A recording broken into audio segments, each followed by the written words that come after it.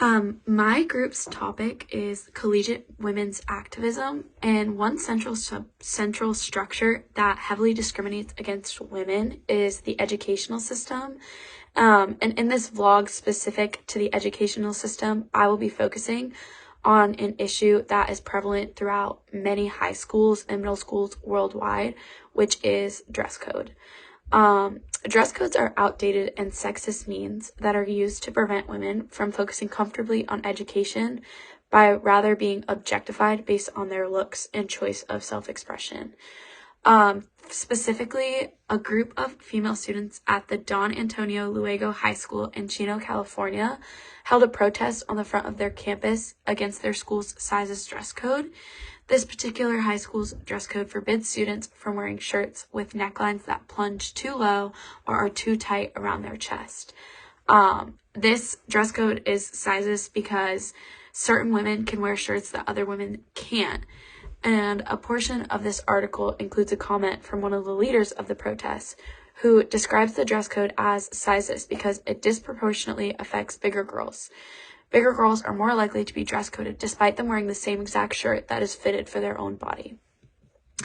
The concern placed on what women are wearing to school distracts from their educational experience because they're pulled out of class and humiliated in front of their peers for the clothing items they're choosing to wear.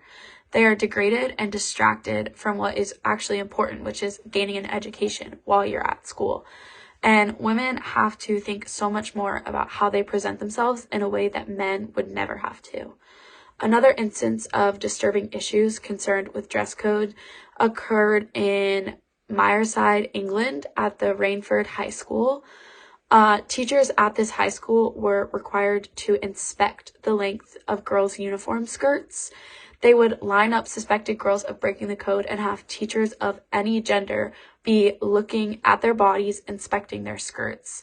In the article, it states that one mother told the press that her granddaughter came home mortified and crying because the height of her skirt was inspected by a male teacher in front of a bunch of male pupils in her class. In protest of this behavior at the school, students of all genders and grade walked out of their classes and filled the halls speaking against this dress code. And at this time, no changes have been made at either schools.